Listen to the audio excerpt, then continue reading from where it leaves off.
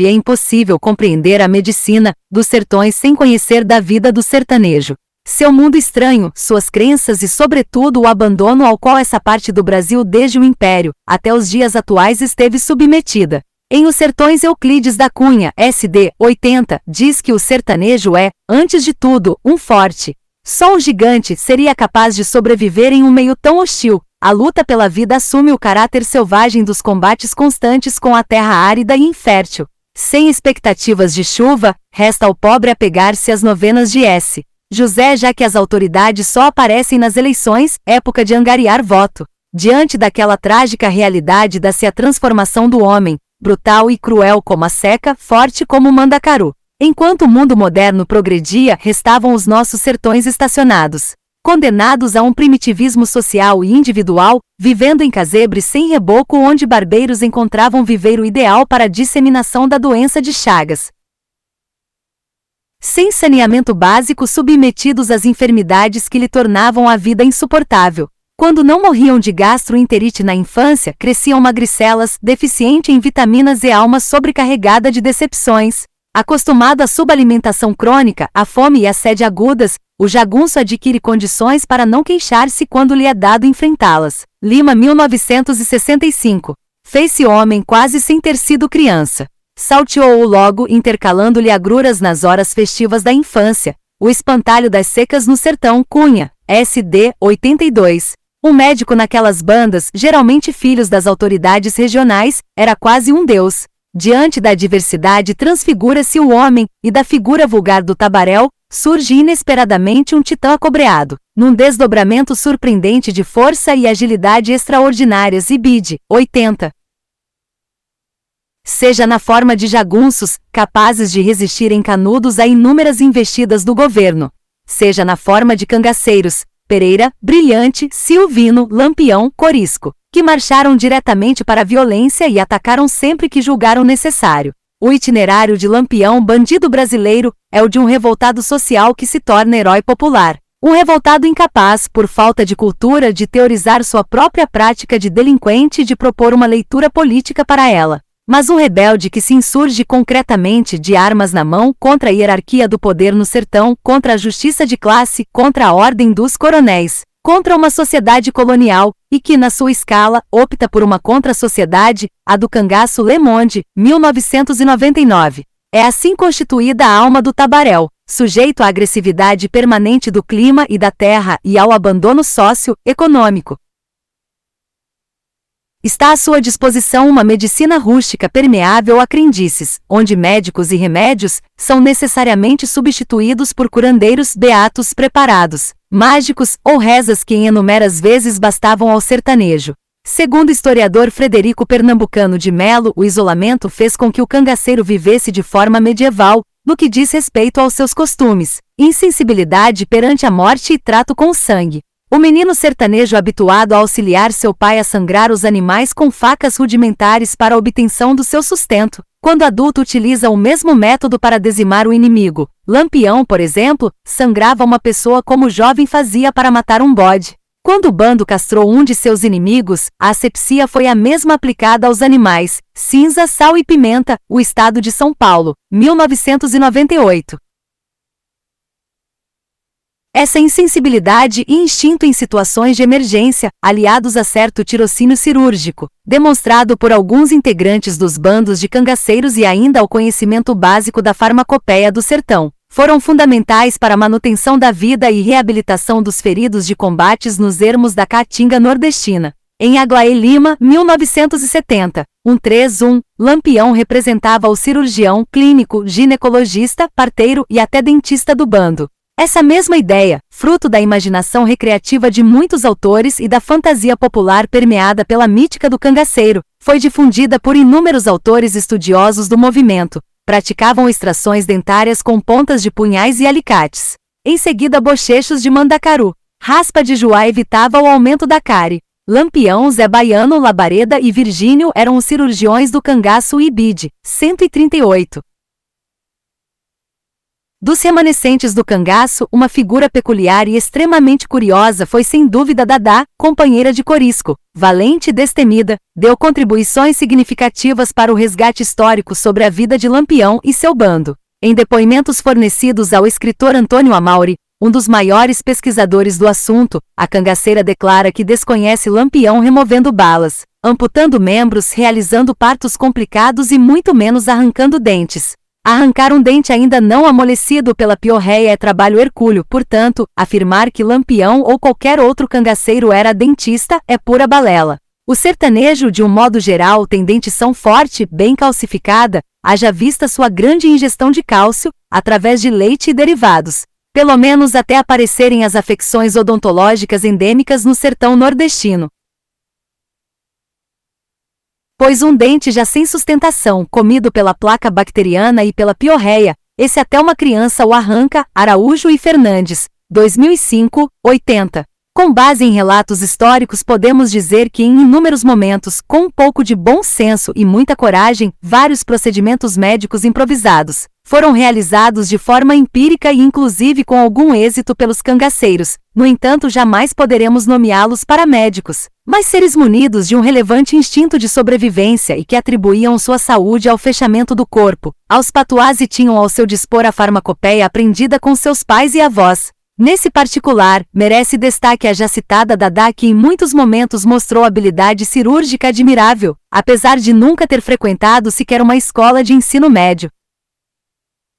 Em fevereiro de 1939, nas proximidades da fazenda Lagoa das Serras, Corisco foi atingido por um projétil de arma de fogo que atravessou o braço direito e logo após o esquerdo, resultando em fraturas expostas e grande hemorragia. Passado algum tempo, começou a apresentar braços arroxeados pelos hematomas, edema e perda de consciência. Dadá aplicou-lhe uma mistura de pó de fumo nas feridas para aliviar a dor e bide. 25, 36. A analgesia deu-se provavelmente devido ao encobrimento das terminações nervosas que estavam expostas. Dadá afirma que posteriormente formou-se um abscesso na área lesada, fez uso de um emplasto com farinha de mandioca e quando o pus superficializou procedeu à drenagem. Araújo, 1969 e IF em 1970. A farinha de mandioca quente funcionava como um vasodilatador local, possibilitando uma maior irrigação sanguínea e chegada de células de defesa que, ao liberar moduladores químicos, contribuiriam para a resolução do quadro. Depois Dadá flambou na chama de uma vela a lâmina de um canivete e fez uma incisão na altura do cotovelo esquerdo de Corisco. A abundante secreção sanguinolenta vazou o braço do cangaceiro, desinchou, e o alívio da dor foi quase completo. Araújo e Fernandes, 2005, 33. Embora a atitude corajosa de Dadá ao drenar os abscessos e debridar os ferimentos de Corisco livrou-lhe de uma septicemia, deixou a desejar do ponto de vista funcional. A partir do episódio, o vingador de Lampião só podia atirar com arma pequena, estava impossibilitado de segurar o fuzil e bide. 35. Lesões em abdômen por arma de fogo ou arma branca eram fechadas com agulha de costurar couro. Oliveira, 1970, 134. A retirada dos projéteis era feita sem anestesia. Zé Sereno notou um caroço no pescoço de Novo Tempo e perguntou: "Que caroço é esse no seu pescoço, compadre? Será a bala do ontoim dos pau preto?" Nisso, botou a faca no fogo, derramou cachaça no gume, espremeu o caroço entre o indicador e o polegar e deu pequeno talho. A bala pulou longe. Araújo e Fernandes, 2005, 68. Em Aglaé Lima, 1970, 137, extraiam-se as balas a cru na ponta do punhal, à luz dos candeeiros. Para a sede excessiva quando se sentia perder a visão, os lábios grossos, a boca espumante, conseguida a água, deveria ser servido aos goles, misturada com rapadura. Uma entidade bem conhecida dos médicos em geral é o choque hipovolêmico. Síndrome decorrente da má perfusão tecidual, caracterizada pela diminuição da volemia, secundária à hemorragia, diarreia e trauma. O tratamento inicial consiste em debelar a fator causal e repor volume. Borges e Coles, 2005, 41, 44. O tabaréu do sertão empiricamente utilizava água com rapadura para evitar o mal, ou ainda água de genuílo e arnica. Andaram mais um pouco e Corisco teve uma lipotímia, sensação de desmaio, decorrente da hemorragia dos seus ferimentos. Pararam. Dadá deu-lhe uma dose de cachaça de quixabeira, misturada com arnica e água de genuílo. Logo a ferida voltou a si, criou forças e retomaram a caminhada. Araújo e Fernandes, 1995-30. Nesse caso, é pouco provável que o choque hipovolêmico tivesse se instalado, já que é fato, a impossibilidade de reverter o quadro já estabelecido sem, no mínimo, uma reposição volêmica rápida com a substância predominantemente perdida, além de oxigenoterapia. Borges e Coles, 2005, 41-44. Em meados de 1927, Lampião fugiu para o raso da Catarina, na Bahia. Em suas andanças, chegou a uma das regiões mais secas e inóspitas do Brasil, o povoado de Santa Brígida, onde vivia Maria de Déa, que mais tarde seria conhecida como Maria Bonita, primeira mulher a fazer parte do cangaço, Os Caminhos da Terra, 1998. A novidade abriu espaço para que outras mulheres acompanhassem os cangaceiros, trazendo consigo um grande problema para o bando: a gestação e o parto. A gravidez no cangaço era uma grande preocupação para os grupos. Além de serem redobrados os cuidados com a segurança do bando, eles procuravam lugares ermos, fora da rota de volantes, mas próximos a coiteiros de confiança e, eventualmente, de uma boa parteira. Araújo e Fernandes, 1995-87. As crianças não eram amamentadas pelas mães naturais, mas deixadas com amigos de confiança em coitos seguros.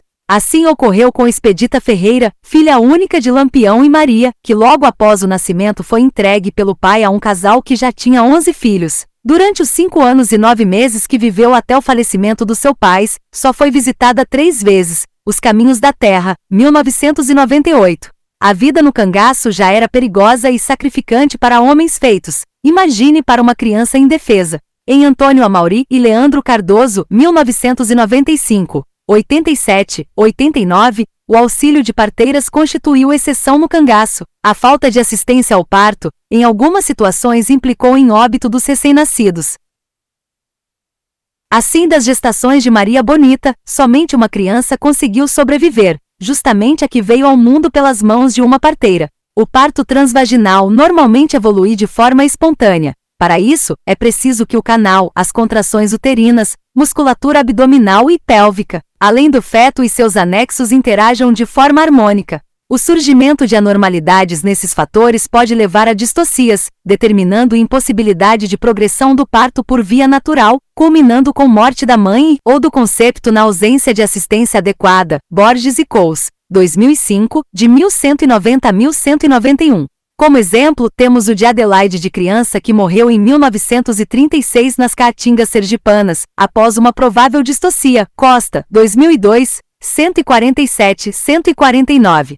Segundo Aglaé Lima, 1970, 137, os partos eram realizados em condições precárias e sem um mínimo cuidados com mãe e filho. As bandidas tinham partos normais, sem nenhuma higiene. O umbigo do menino era cortado com unhas e não contraíam tétano. Inúmeras afecções poderiam colocar em risco de vida a cangaceira grávida nos ermos da Caatinga, sem médicos e assistência pré-natal. O abortamento e suas complicações, diabetes gestacional, trauma abdominal, hipertensão materna, além de descolamento prematuro da placenta, choque hemorrágico e apresentações anômalas. 3. Embora não tenha registros precisos, tudo leva a crer que a mortalidade materno-fetal nos bandos não era desprezível, já que não havia um mínimo de planejamento familiar, assistência pré-natal e assistência ao parto. Tripé esse responsável pela redução da morbidade e mortalidade perinatal nos dias atuais. Borges e Coles, 2005, 1109. Os anais do cangaço registram ainda fatos curiosos. Empiricamente, os tabaréus eram capazes de perceber a gravidade de alguns quadros, realizavam diagnósticos e até prognósticos. Dessa forma, quando um projétil de arma de fogo penetrava o abdômen e o sangue saía de cor escura, significava gravidade, o que muitas vezes se confirmava pela morte do enfermo. Oliveira, 1970-134. A explicação desse fato deve-se a uma provável lesão de uma veia calibrosa, como a veia cava ou veia hepática, ou ainda uma lesão de órgão maciço, como o fígado, que levaria a uma grande perda sanguínea e até morte por choque hipovolêmico. Araújo e Fernandes, 1995-90. Outra prática curiosa utilizada para o prognóstico de lesões no abdômen era cheirar a ferida. No caso de cheiro de fezes, o prognóstico era sombrio. Se os intestinos foram perfurados, tratava-se de preparar a rede para enterrar. Fedeu a cocô, fede a defunto Oliveira, 1970-134. As lesões do intestino grosso, em virtude da flora e das características anatômicas e fisiológicas do órgão, são acompanhadas de índices consideráveis de mortalidade. Para se ter uma ideia, na Guerra Civil Americana a mortalidade devido às lesões de cólon estava próximo de 100% e durante a Primeira Guerra Mundial ficou em torno de 60%. Eraso, 1998. Nesses casos, o material fecal leva a uma irritação do peritônio, ocasionando uma peritonite fecal, com evolução para septicemia e morte. Araújo e Fernandes, 1995-90-91. Farmacopeia cangaceiro. A farmacopeia do cangaço não difere em nada da utilizada pelo sertanejo em geral. Nas comunidades mais atrasadas, mesmo após o advento da indústria farmacêutica, que no Brasil só aconteceu no início do século XX, o alívio das dores era procurado nas qualidades terapêuticas de algumas plantas ditas medicinais. Até hoje o socorro médico está ligado a práticas rústicas aprendidas com negros, portugueses e índios. Para Mário Souto-Maior, a medicina popular constitui consequência de uma preocupação humanista de aliviar o sofrimento humano. A atividade do curandeiro e de seus usuários decorre de uma vocação médica, de uma constante observação da farmacodinâmica de plantas, aliados a um conhecimento precioso a respeito de vegetais de efeitos medicinais maravilhosos, mas que mal utilizados podem trazer resultados danosos ao usuário. Tal conhecimento é fruto de séculos de experimentações e, ainda que permeados por erros e riscos, se mostravam muito útil ao tabaréu, visto que no sertão era rara a presença de um médico. Para se ter uma ideia, os cangaceiros só conheceram as propriedades do ácido acetil salicílico em 1929, através do capitão médico do exército Heronildes de Carvalho, que ofereceu um comprimido do analgésico para um bandoleiro com dor de dente. Araújo e Fernandes, 2005, 131. Não é incomum observamos uma estranha junção entre chás, lambedores, efusões, emplastos, defumadores, mas também benzeduras, simpatias e orações que os cangaceiros utilizavam para a cura das suas doenças. A farinha, além de alimento indispensável, era utilizada como emplastro no tratamento dos abscessos. Os matutos acreditavam que o emplastro quente com farinha sobre regiões inflamadas evitava que a lesão viesse a furo. Para Araújo e Fernandes, a melhora do quadro se devia à vasodilatação decorrente do calor local e consequente chegada de um maior número de leucócitos, o que em última instância abreviava o processo inflamatório. Já o fumo em pó era utilizado sobre feridas abertas, com o objetivo de evitar infecções secundárias, ovoposição de moscas varejeiras e miíase. Araújo e Fernandes, 2005, 92, 93. Segundo o ex-cangaceiro e escritor Joaquim Góes, Lampião e seus cabras traziam como parte integrante do seu carrego uma botica improvisada com tintura de iodo, pó de Joanes, água forte, pomada de São Lázaro, linha e agulha, algodão, um estojo de perfumes com brilhantina, óleo, extratos e essências baratas. Góes, 1966, 37, 40. Em depoimentos fornecidos por Dadá, a cangaceira relatou que, ao abraçar a profissão, os homens levavam meizinhas, plantas, misturas e alguns produtos como cachaça, álcool e água oxigenada.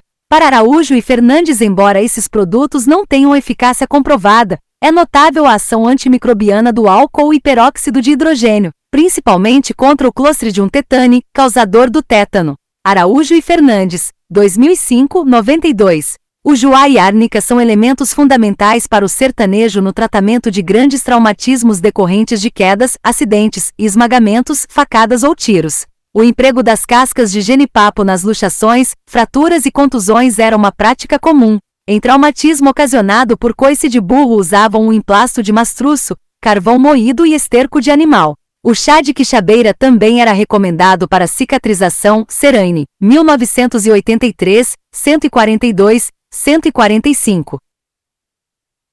A raspa do pau de quixabeira era misturada com álcool ou cachaça e ingerida ou colocada sobre o ferimento. Segundo os cangaceiros, a ingestão dessa mistura reanimava e dava uma sensação de força ao doente. Araújo e Fernandes, 2005, 93. No ferimento a bala, aguardente, água oxigenada e pimenta malagueta seca eram introduzidos através do orifício de entrada. Segundo alguns sobreviventes, o tratamento era muito doloroso e mais angustiante do que a própria lesão. Ibid, 92. Na vida errante do cangaço, a quantidade e qualidade da alimentação dependiam da situação. Quando perseguidos, se alimentavam às pressas. As colheres eram substituídas pelas mãos sujas em forma de concha, sem nenhuma higiene. Panelas de barro, latas e batatas de umbu eram utilizadas para cozinhar os alimentos, na maioria das vezes constituídos de carne seca de bode ou boi, rapadura e farinha. Quando nos coitos livres dos macacos, os cangaceiros se alimentavam fartamente, após as refeições descansavam, contavam os causos e gargalhavam. Oliveira, 1970, 139, 145. Meizinhas, amuletos e rezas eram utilizados para fechar o corpo contra os inimigos ou para espantar cobras e animais peçonhentos, além de recomendações no mínimo estranhas. Dessa forma, mulher menstruada era impedida de entrar nos quartos dos feridos de guerra, para não arruinar a ferida. O tratamento de doenças venéreas era feito com sumo de 12 limões bebido em jejum logo após o sol nascer. Não podia olhar para mato verde e nem para a mulher. Banho de rio nesses casos era proibido porque ficava cego, quando atingia os testículos ou em casos de mula. Linfogranulomatose, o doente acocorava-se sobre o fogo. Se a afecção fosse o tétano, o tabaréu se vestia de preto, ficava em um cômodo escuro e incomunicável. Em lesões graves, dentre outros cuidados, o doente devia evitar pisar em rastros de corno.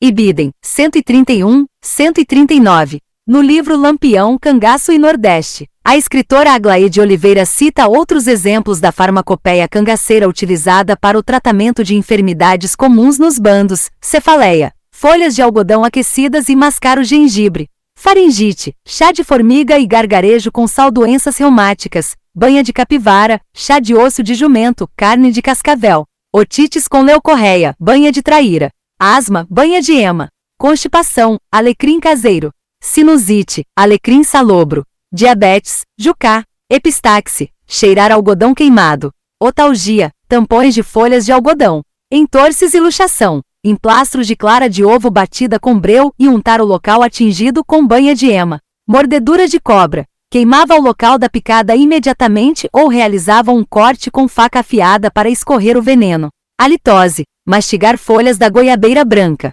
hemorragia, suco de arnica; cardiopatias e lipotímia, chá de quiabo; epilepsia, chá de perna de garça; ascaridíase, erva de cruz, difteria, banhos de sândalo e alcaçuz; hidrocele e hérnia, banha de baiacu; enterites, chá de erva cidreira, sarpinanga; escabiose, raspa de coco mistura com enxofre passando 8 dias sem molhar; verminoses, lavagem de manipoeira; impotência sexual, chá de velame, chá de cabeça de negro em jejum e água de arroz; a pimenta e ao caminho em jejum chamavam mingau levanta-homem; para suspender a menstruação, semente de manjiroba em infusão; infusão de grão e café na aguardente durante 9 dias; febre alta, suador de semente de melancia e a casca de angico em água serenada; fraqueza dos pulmões, leite de jumento pela manhã; prisão de ventre, chá de raiz da jitirana retirada do nascente; marcas de um rei. As histórias do cangaço ainda permanecem vivas nas cidades do Nordeste. Relatos tristes e alegres são contados pela lira dos repentistas, imortalizados por livros, filmes e melodias como Mulher Rendeira, enquanto as crianças romantizam a vida errante, o heroísmo das batalhas e as brabezas de Lampião por esses sertões. Mas a vida de quem escolhia o banditismo não era fácil. As fugas dos volantes, as refeições improvisadas, as inúmeras noites insones em condições insalubres, as batalhas sangrentas, tornavam cada dia uma aventura árdua na luta pela sobrevivência. Lampião viveu 23 anos em guerra e passou por mais de 400 tiroteios. Não é de admirar que tenha sofrido muitos ferimentos ao longo de sua vida de fora da lei. Araújo e Fernandes, 2005,167. Em entrevista fornecida ao médico Dr. Otacílio Macedo, durante sua visita a Juazeiro do Norte, quando foi convidado pelo padre Cícero Romão para integrar o batalhão patriótico contra a coluna Prestes, Lampião informou já ter recebido 4 ferimentos importantes, dos quais um na cabeça foi considerado por ele o mais grave. Referiu ainda sofrer de ligeiros ataques reumáticos. Observatório da Imprensa, 1998. A primeira lesão grave de Lampião se deu quando ainda fazia parte do grupo do Sr. Pereira, em 1922. Na ocasião foi atingido na região inguinal no braço direito e recebeu um tiro de raspão na cabeça. Foi atendido e medicado pelo Dr. Mota, médico de Vila Bela PE, recuperando-se sem nenhuma sequela. Fernandes e Araújo, 2005, 167, 172. Em março de 1924, nas proximidades da Lagoa do Vieira, divisa de Pernambuco e Paraíba, foi ferido no tornozelo direito, ao mesmo tempo em que o jegue no qual estava montado fora mortalmente atingido, prendendo-lhe ao cair, o membro machucado. Melo, 1993, 151. O tiro deixou-lhe uma sequela cicatricial devido à lesão importante no tendão de Aquiles, e ou nos músculos flexores do pé direito. A partir de então passou a utilizar calçados de rabichos com reforço na parte do calcanhar. Dessa forma o seu rastro tornou-se inconfundível, sendo fácil para os rastejadores identificaram o grupo de Lampião pela pisada. Araújo e Fernandes, 2005, 19-21. Em Lampião, o último cangaceiro, o escritor e ex-volante Joaquim Góes, Araújo, 1969, refere que na chacina em Angico, para certificar-se que um dos corpos decapitados pertencia ao cadáver de Lampião, valeu-se da cicatriz atrófica no pé direito de um dos mortos. Esse fato deve ter dado origem à crença de que o grupo de Lampião usava as alpecartas de forma contrária com o objetivo de confundir a polícia. Na verdade, o reforço na parte do calcanhar impedia que o calçado saísse do pé lesionado durante a deambulação. Dr. José Cordeiro de Lima foi quem tratou do cangaceiro, a quem o médico se referia sempre como capitão, devido à bravura e resistência demonstradas durante os procedimentos cruentos, nos quais Virgulino não esboçou sequer um gemido. Trezena Patu, TCC, a figura do monarca das Caatingas com o olho direito esbranquiçado, usando seus óculos redondos, levanta uma polêmica há muito tempo discutida entre os estudiosos e amantes do cangaço. Seria Lampião realmente cego do olho direito? Qual a patologia responsável pela lesão ocular? Em Maria Isaura Pereira de Queiroz é relatado a frequência que os jornais referiam os óculos de Lampião. Para alguns autores tratava-se de uma coqueteira utilizada para esconder o olho cego e de vidro. Para outros, os óculos eram uma necessidade devido à fotofobia. Em O Povo de Fortaleza, é descrito na edição de 5 de agosto de 1928, os óculos de lentes escuras, usados para esconder uma doença que atingiu a córnea do olho direito. Em Lampião, o escritor Ranulfo Prata faz referência ao olho direito cego, por um garrancho de Jurema, que lacrimejava constantemente.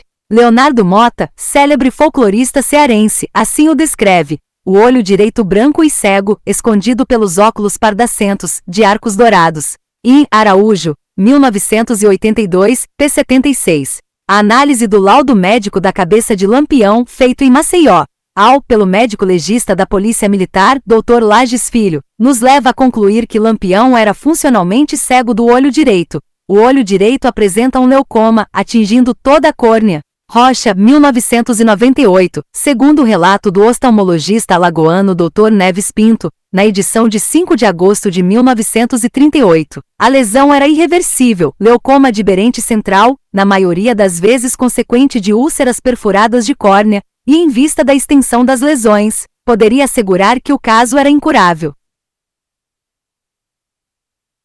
Refere ainda um cristalino luxado no olho esquerdo, devido provavelmente aos violentos traumatismos sofridos pela cabeça de Lampião. Segundo Dona Mocinha, Virgulino já possuía baixa da acuidade visual, mesmo antes de entrar no cangaço, assim como outros membros da família. Sendo as afecções da córnea endêmicas no Nordeste brasileiro, não se pode afastar a possibilidade de uma etiologia infecciosa como sarampo, tracoma como causa do leucoma, fotofobia e lacrimejamento. Araújo e Fernandes, 2005. Para a neta do cangaceiro, a historiadora Vera Ferreira, em entrevista exclusiva à Agência Nordeste, a lesão se deu em um combate, quando um tiro atingiu uma planta e o espinho respingou no olho, já cometido pelo glaucoma. Diário do Nordeste, 1998. O glaucoma é uma patologia na qual a pressão intraocular está em níveis tão elevados que pode resultar em dano do nervo óptico e perda do campo visual, sendo seu diagnóstico um grande problema de saúde pública. Langston, 2001, 301. É lamentável que mesmo nos dias de hoje, as populações nordestinas percam a acuidade visual por causas que poderiam ser evitadas desde que medidas de diagnóstico e tratamento fossem implantadas pelas autoridades responsáveis. Na ocasião, Lampião foi tratado pelo médico José Cordeiro de Lima, destaque pela atuação na luta contra o tracoma no Cariri cearense, que retirou o corpo estranho do seu olho e, como não se dispunha de antibióticos na época, provavelmente só foi realizada profilaxia de lesões secundárias e antisepsia, concorrendo para uma cicatrização descomplicada. Araújo e Fernandes, 2005,43. Diante dos depoimentos apresentados, é bem possível que Lampião não tenha nascido cego, mas teve problemas com seu olho direito, traumático, infeccioso ou até carencial, falta de vitamina A na infância ou adolescência que mais tarde, precisamente em 21 de agosto de 1925, próximo à Baixa do Juá, Pernambuco, e Biden, 39,44, foram agravados pelo espinho certeiro que reatingiu o olho já doente. O olho cego do capitão Virgulino Ferreira não o impediu de tornar-se uma figura polêmica, escrevendo com sangue e coragem a sua saga na memória histórica do Nordeste brasileiro e de maneira muito singular no contexto sociológico do banditismo mundial. E Biden, 44,45. Sofreu ainda 2 lesões leves, um ferimento à bala em 1926, em região escapular e outro no quadril em 1930, no município de Itabaiana-se. O Girassol, 11 de fevereiro de 2006. Nas margens sergipanas do São Francisco, Angico-se, 28 de julho de 1938, Lampião recebeu um tiro na região do tórax, outro no baixo ventre, e um terceiro a queima-roupa na cabeça. Araújo e Fernandes, 2005,171. O projétil de arma de fogo que atingiu o crânio fraturou o mandibular, o frontal, o temporal e parietal direitos, levando-lhe à morte. Rocha, 1942, 48,49.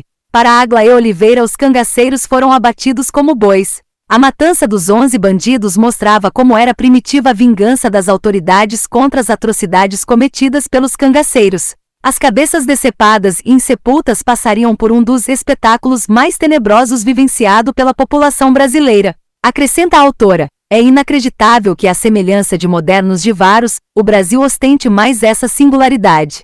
País exibidor de crânios humanos, aos quais os filhos dos exibidos assistem como espectadores. Oliveira, 1970, 377.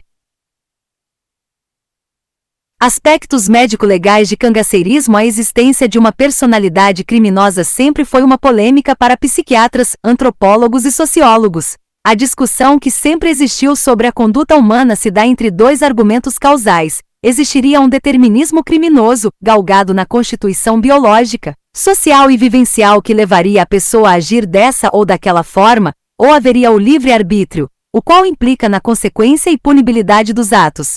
Em 28 de julho de 1938, quinta-feira, no Angico, Lampião e mais 10 bandidos foram mortos e degolados. Suas cabeças não só foram exibidas em público para assombramento da população sertaneja, como também as fizeram de bola de futebol. Araújo e Fernandes, 2005, 171, 172. Maria Bonita foi ferida com 2 tiros, o primeiro nas costas e o segundo no abdômen, por José Panta de Godoy. Araújo, 1982, 99, 110. Para o médico Arnaldo Silveira, em entrevista concedida ao jornalista Cláudio Bojunga, a cangaceira foi degolada com vida. Jornal de Alagoas, 4 de agosto de 1938. Segundo os escritores Antônio Amauri e Fernandes, é possível que Maria, além de viva, estivesse consciente, já que testemunhas do massacre relataram uma conversa entre a vítima já baleada e o cangaceiro Luiz Pedro. Amauri e Fernandes, 2005,173, 174. A iniciativa de degolar os cangaceiros partiu do aspirante Ferreira de Melo. As cabeças foram salgadas e postas em latas de querosene com aguardente e cal. Nos degraus Capela Nomeada, o monumento de Santana do Ipanema, foram exibidas pela primeira vez como troféus, enfeitadas com belos adornos, cartucheiras e punhais. Em seguida seguiram para Maceió, sendo expostas na Praça Velha da Cadeia, onde verdadeira multidão disputava o melhor lugar para assistir à cena. Esse fato atesta que soldados e cangaceiros eram figuras praticamente indissociáveis, no que diz respeito às barbaridades praticadas no sertão nordestino.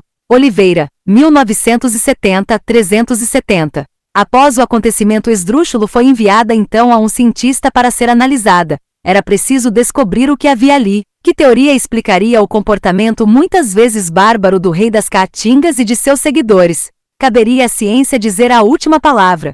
Em 1838, para designar certas formas de loucura, Esquirol propôs o termo monomania homicida, uma desordem ética e moral que levava à prática de crimes. Ballone, revisto em 2002.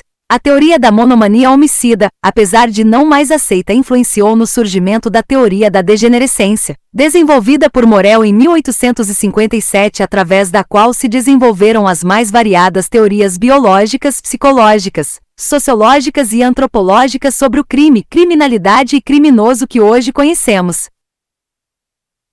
Onde a degenerescência se definia como desvio de um tipo primitivo perfeito e transmitido hereditariamente. Em 1870, V. Magnan, de 1835 a 1916, retomou Morel. Tentou reinterpretar a degenerescência à luz do evolucionismo, considerando-a um estado patológico, em que os desequilíbrios físico e mental do indivíduo degenerado interromperiam a evolução natural da espécie. Akerkechet, 1964, Berchery, 1989, Serpa Júnior, 1998. Os termos preconceituosos usados em relação aos sertanejos, fruto da miscigenação de índios, negros e brancos, agora pretendiam ter fundamento científico. Partiam da degenerescência para explicar que, à medida que se sucedessem as gerações, nervosos gerariam neuróticos, que produziriam psicóticos, que gerariam idiotas ou imbecis, até a extinção da linhagem defeituosa. Nesse contexto surge o escritor italiano César Lombroso, de 1836 a 1909, criador de uma antropologia criminal, que relacionava crime e degeneração. Lombroso acreditava no criminoso nato, cujas características manifestar-se-iam no fenótipo do indivíduo. Essa teoria ganhou espaço entre legistas e psiquiatras, que tentavam identificar marcas somáticas para o crime. Dentre elas citamos a fronte fugidia, proeminências ósseas, assimetria de face, caninos exagerados, mandíbulas possantes, proeminência occipital, orelhas em abano, o tubérculo darwiano de regressão ao macaco. Medir e estudar crânio era uma obsessão da época. Vários cangaceiros tiveram suas cabeças decepadas e enviadas a médico-legistas da Polícia Militar Alagoana em Maceió e à Faculdade de Medicina da Bahia para serem submetidas à cefalometria e à análise destas características. Lima, 1965, 27, 52. No Brasil, o médico maranhense Raimundo Nina Rodrigues, de 1862 a 1906, deu enormes contribuições à psiquiatria, medicina legal e antropologia. Estudava as composições genéticas e comportamentais dos afrodescendentes e defendia que a loucura era um produto estrutural das raças e classes inferiores, instituindo um pensamento etnocêntrico como modelo de normalidade social. Contribui para a classificação das sociedades em normais e anormais. Revista Canudos, 2000,50. Nina Rodrigues buscou cientificamente criar regras que avaliariam indivíduos cujo comportamento fosse doentio, além de decidir quanto à sua imputabilidade penal e, principalmente, sugerir meios preventivos para evitar a loucura e o crime. A ideia da degenerescência lombrosiana como causa da doença mental passou a ser vista pelos estudiosos modernos como retrógrada e ultrapassada. Era preciso abandoná-la. Surgiam assim os deterministas sociais, para os quais o meio, com seus fatores sociais e geográficos, seria suficiente para explicar a criminalidade. Mais uma vez o livre-arbítrio, a personalidade e os motivos do criminoso eram desprezados. Nesse sentido, afirmava o professor Arthur Ramos, no caso do cangaceiro ou do jagunço nordestino, as coisas sociais predominam de muito sobre as coisas biológicas, orgânicas. O bandoleiro nordestino é um produto do seu meio social. O Jornal de Alagoas, 1938. Para Euclides da Cunha, o homem dos sertões está em função imediata da terra, sendo a perfeita tradução moral dos agentes físicos da natureza que o rodeia. Ela talhou a sua imagem, bárbaro, impetuoso e abrupto. É um retrógrado e não um degenerado. Cunha, SD 79, 83. Por mais de um século houve apenas uma substituição de uma ideia determinista por outra. Inicialmente as constituições genéticas e hereditárias eram determinantes absolutas. Posteriormente foi a vez do determinismo moral, onde o indivíduo podia já nascer degenerado. Em seguida, o determinismo psicológico pregava que as maneiras da pessoa reagir era imutável e, finalmente, o determinismo social, onde as circunstâncias sociais empurravam invariavelmente a pessoa para o crime. Ballone, 2002. O pensamento determinista só foi atenuado com a teoria fenomenológica de Digref, em meados do século XX. Digref leva em conta a necessidade de se conhecer profundamente a personalidade específica do criminoso, seus motivos, caráter, instinto, antecedentes sociais e não mais uma personalidade geral e própria dos homens criminosos. Debusste trouxe o conceito de periculosidade, o qual incluía 3 elementos: a situação perigosa, a importância sociocultural do ato cometido e de volta, a personalidade criminosa. Mais tarde, Digref propôs que o indivíduo é plenamente responsável pelos seus atos. Hoje as principais teorias psicológicas da criminalidade poderão ser agrupadas em 2 grupos, um deles centrado nas diferenças que caracterizam a personalidade criminosa, específica do criminoso e determinador do ato delinquente, Pinatel, Leblanc, e um outro, o da análise do percurso do indivíduo na sociedade, sob o ponto de vista fenomenológico, Debusste. A criminologia moderna acredita que não exista diferença entre personalidade de delinquentes e não delinquentes. Dessa forma, a personalidade criminosa seria uma interação de fatores genético, neuropsicológico, afetivo, cognitivo, político e vivencial. Ballone, revisto em 2002. O professor Estácio de Lima, em seu livro O Estranho Mundo dos Cangaceiros, nos traz observações do biótipo, segundo a classificação de Kretschmer, além do perfil psíquico dos cangaceiros com quem conviveu e análises detalhadas das cabeças decepadas. Segundo o pesquisador, o homem pícnico, gordo, alegre, falador, calvo, expansivo e bonachão é incompatível com a profissão de bandoleiro das caatingas.